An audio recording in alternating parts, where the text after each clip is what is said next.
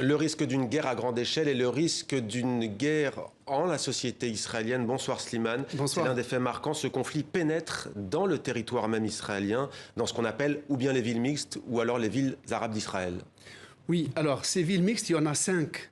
On les voit. Haïfa, Akko, Saint-Jean-d'Acre, Jaffa, Lod, Ramleh. Là où juifs arabes vivent. Si vous voulez, au quotidien, il n'y a pas de problème de fréquentation, de voisinage, de travail. Mais sur le plan politique, il y a une inégalité de traitement dans le travail, dans l'accès au logement. Et ces Arabes israéliens sont les descendants des Palestiniens qui, en 1948, lors de la création de l'État d'Israël, n'ont pas été expulsés ou n'ont pas voulu fuir leur pays, ils sont restés. C'est pour ça qu'on les appelle parfois les Palestiniens de l'intérieur. Ou les Palestiniens de l'intérieur. Et donc, ils ont d'ailleurs eux-mêmes trouvé une formule pour exprimer un peu à la fois leur attachement à l'État d'Israël et leur attachement au peuple palestinien. Ils disent cette phrase, ils disent « Notre État, Israël, est en guerre contre notre peuple ». Le peuple palestinien. Mais tout de même, Slimane, il y a ces mots du président israélien Reuven Rivlin qui parle de pogrom. C'est les propos du président israélien. La situation est-elle à ce point catastrophique?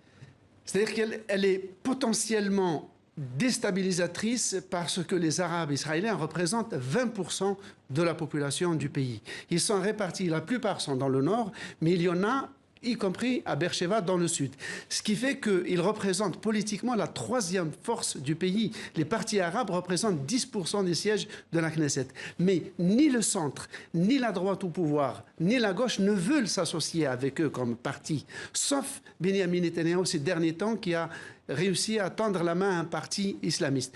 Tout cela pour dire, en fait, pour résumer la situation des Arabes israéliens dans l'État tel qu'il est aujourd'hui, c'est l'excellent écrivain David Grossman qui a trouvé la formule. Il a dit « Israël vit cette communauté, cette minorité nationale, comme une grossesse indésirable ». Restez avec nous, Slimane, on va poursuivre sur le plan géopolitique, mais d'abord l'aspect humanitaire, si l'on peut dire, avec vous, Laurent Palustran, d'Handicap International. Peut-être d'abord pour commencer, est-ce que vous avez des informations sur la situation humanitaire en provenance de la bande de Gaza ? Écoutez, on parle d'un conflit, comme vous l'avez montré, qui s'est déclenché il y a 24 heures et pour lequel on compte déjà plus de 50 morts à Gaza, dont une dizaine d'enfants. On compte aussi près de 320 blessés. Et les civils sont vraiment en première ligne de ces nouveaux affrontements avec des frappes qui endommagent et qui détruisent des maisons, des infrastructures, des hôpitaux, des écoles, des routes, des réseaux d'électricité et de communication. À Gaza, une grande partie de ces infrastructures ont été gravement endommagées déjà par les assauts militaires précédents. Et un récent rapport de Human Rights Watch a documenté les effets à long terme de l'utilisation d'armes explosives à Gaza. La bande de Gaza est sous embargo, pardonnez-moi Laurent Palustran, sous blocus depuis 13 ans. De quoi ont besoin les hôpitaux palestiniens à l'heure où l'on se parle ? Pour ce qui est de l'embargo, il se rouvre et se referme régulièrement. Il y a des besoins en termes de médicaments qui sont importants, des manques en termes de médicaments au niveau des hôpitaux. On parle aussi de difficultés au niveau électrique. La centrale électrique de Gaza fonctionne au carburant et malheureusement pas de carburant qui rentre dans Gaza, en particulier quand il y a des escalades et comme c'est le cas actuellement lors des bombardements. Donc ce sont les principaux besoins que peuvent avoir les hôpitaux aujourd'hui. Restez avec nous Laurent Palustran, on va voir comment vous travaillez concrètement dans ces conditions avec Handicap International. Slimane, je me tourne vers vous. La particularité de ce conflit, en tout cas si l'on parle de la bande de Gaza, c'est que pour les civils, contrairement à d'autres conflits dans le monde, il est quasiment impossible, voire impossible, de fuir ce petit territoire.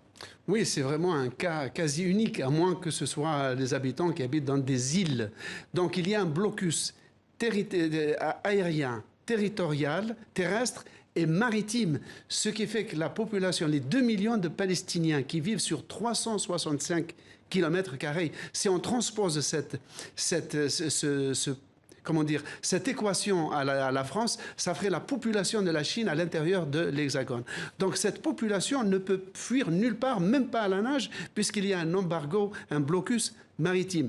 Et il faut dire, pour être complet... Blocus pas que d'Israël d'ailleurs, de l'Égypte aussi. Voilà, on dit qu'Israël, évidemment, en tant que puissance occupante, est le premier responsable de ce blocus. Mais l'Égypte y participe, elle aussi, puisque le poste de Rafah, qui est la seule fenêtre d'ouverture sur le monde extérieur, eh bien, les autorités égyptiennes ne laissent passer les gens dans un sens ou dans l'autre qu'au compte-gouttes. Et on va retourner donc à Jérusalem-Est avec vous, Laurent Palustran. Concrètement, comment Handicap International opère en ce moment? Vous parliez à l'instant de 320 blessés.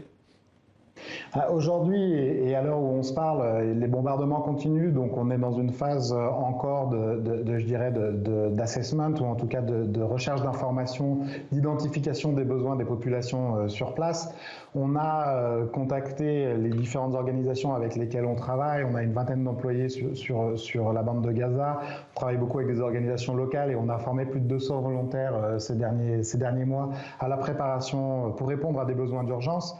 On envisage de distribuer des kits d'hygiène parce que suite à la destruction des bâtiments, les gens n'ont plus accès basiquement à du savon, à du dentifrice ou à ce genre de choses. Et puis, dans un deuxième temps, les blessés commencent à arriver dans les hôpitaux, ils vont être opérés et puis de notre côté, au niveau de Handicap International, on va essayer de les soutenir dans leur nouvelle vie avec leurs blessures après leurs opérations. Merci beaucoup Laurent Palustran d'avoir pris le temps de répondre à TV5 Monde donc depuis Jérusalem-Est. Merci Slimane à vous pour votre décryptage. Voilà ce que l'on pouvait dire pour la situation ce soir au Proche-Orient.